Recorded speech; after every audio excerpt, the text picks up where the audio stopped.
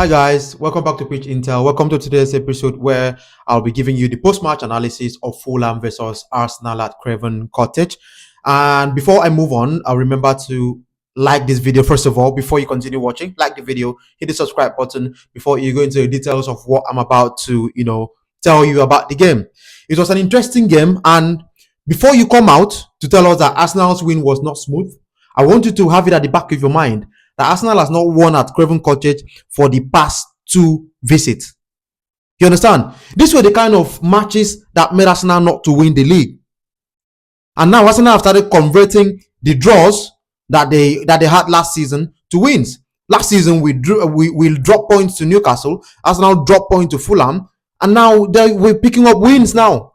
So I do not care how Arsenal win. Whether they're scoring from their head, from their legs, from their hands, anyhow they want to score. So far as the goal counts and they get 3 points, fine by me. Arsenal are scoring from set pieces, yes, and so we've had 7 goals from set pieces this season. Chelsea has 6 as well, but nobody come out now to talk about Chelsea and how they have 6 goals from set pieces, how they are corner kick FC, set piece FC. No. It's Arsenal that are the set piece FC. Today, Chelsea also even scored from a set piece. So, what are we saying? I do not care how the win comes. So far as the 3 points are actually in the bag, I am okay with it. Okay? Because I want it to continue like this. Call it scrappy win, I don't care. This is how I want it to continue, so that by the end of December, after Boxing Day fixtures, Arsenal are already top of the league with 10 points. That's the kind of pressure I want. Put the pressure on Liverpool, because now that Arsenal has won now, the pressure is now on Liverpool. Because whether you like it or not, this league is Liverpool's to lose. It's Liverpool's to lose, because they are the ones that everyone projected to win the league after they bought the wonder striker Isak. Haaland is currently what everyone thought Isak was going to be. That is it. They thought Isak would be Haaland, and now Isak is a shadow of himself. That's a story for another day. That's a story for tomorrow's game when Manchester United face Liverpool at Anfield. But now, I just want to go into the game proper now. So let's go into the full analysis of this game. Okay? Now, how do you want to score Arsenal? That's the first question you should ask yourself. How do you want to score Arsenal? I said in my previous video that when teams want to play against Arsenal now, they are not really bothered about how many goals Arsenal will score them. The headache that managers currently have is, how am I going to score against Arsenal? Because they're rock solid at the back. How do you want to get past Arsenal? Okay, this game is a typical example of what I mean. Arsenal were really scrappy in the first half, really shaky in the first half. They were not coordinated. You get me? They were not coordinated at all. Shaky passes, short passes. The passes were not complete. Rice was making errors. Eze's first touch was rubbish. Rice's first touch was silly as well. There was no synergy between the defense to the midfield to the attack. It was just a terrible sight in the first half. Though, towards the end of the first half, they were now able to, put their axes together and they tried to put Fulham under pressure. But initially, they were terrible. They were actually shite. Trust me. So now, what I've observed is that Arsenal missed Odegard in this game. So I'm believing that different profile of players fit different positions. Today wasn't actually Eze because I know Eze is usually more involved in the game, but today the rhythm was too appalling. Like, there was no rhythm, no flow, nothing seemed to work initially. Even down to the second half, because there was a lot of pressure from Fulham. I'm going to give it to them. Fulham really put a lot of pressure. The man marking, the way they were pressing on the front foot, pressing on the high.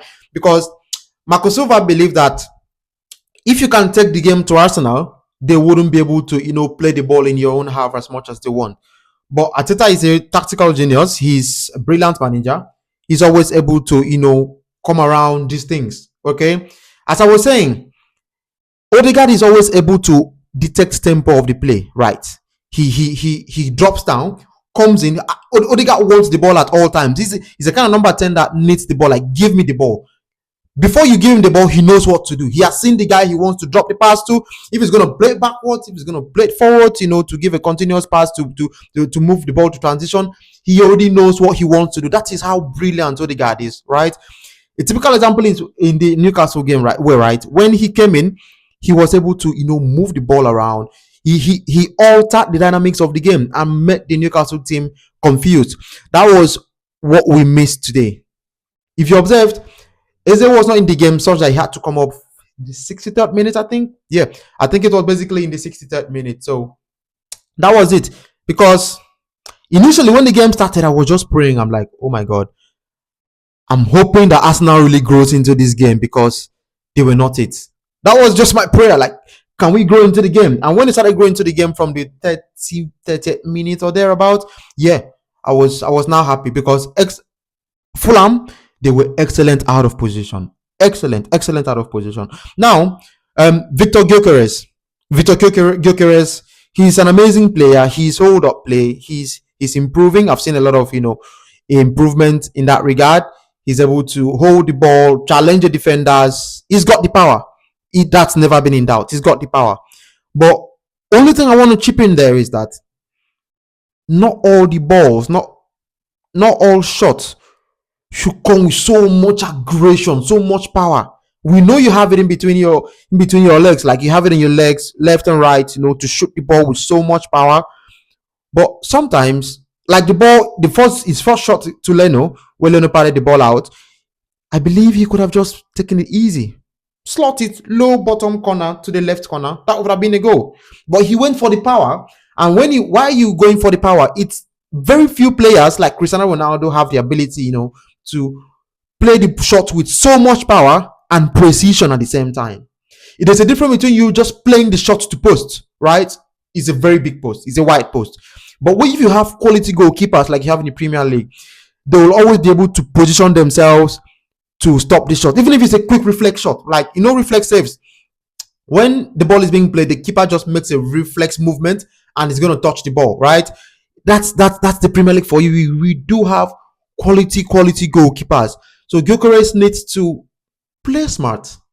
That's what I think. He just needs to play smart, and he's going to make it in the Premier League. He has 3 league goals, and I know he's going to get more if he, put his axes together. And yeah, that could work. That could work for him. Then the penalty to Saka, right? That was a bit of an irony there. First of all, when Anthony Taylor blew for the penalty, I was like, yeah, that's too soft. But when I looked at it again, I now realized the reason why Saka is actually disgusted, like he was surprised that wasn't the penalty, because it was a knee-to-knee contact before the defender touched the ball. There was a contact before the defender touched the ball. But now they were saying that, yeah, the defender touched the ball. That's the reason why it wasn't a penalty. Yeah, Saliba touched the ball against João Pedro when he was at Brighton last season, and he still gave a penalty, telling me that was a follow-through, that's the reason why it's a foul. Was this a follow-through after he had initial contact with Saka before he touched the ball? So what are we saying? I knew it was going to be cancelled because Arsenal never have such amazing moments, such sweet penalties. Never. We've never had it that easy. I was like, why is it this easy? This is a trick. Anthony Taylor, stop tricking me. And that's exactly what he did. He tricked me because I knew that was going to get cancelled. So the PGML, I'm still going to talk about you guys. You need to do better, right? You definitely just need to do better, right? Arsenal were brilliant today. And yeah, quick stop on Adama Traore before I end this video. Adama Traore is so thick now that his steps overs look so funny. Or was I the only one that noticed that? Adama Traore's step overs were really funny. Anytime he's trying to make those flakes and make those quick turns, he looks so heavy. He's looking like Hulk Hogan or The Rock. The Rock trying to do step over. Imagine The Rock doing The Rock Johnson trying to do a step over. Would that not be funny to you? Would you not laugh? So that's how Adama Traore looks like. I don't know who advised him to be a bodybuilder, but I can predict that he's not going to be in the game for long, right? So thank you very much for this. I'm going to make another video where I'm going to talk about Andrew's sack at Nottingham Forest. So keep an eye out on this channel. Before you go, click that like button again if you need to at the beginning of the video. Subscribe, comment as well on the video. Tell me what you think. because the comments also, propel me to make more interesting videos like this. Thank you very much for listening, and I'll catch you guys on the next one. Thank you. Bye.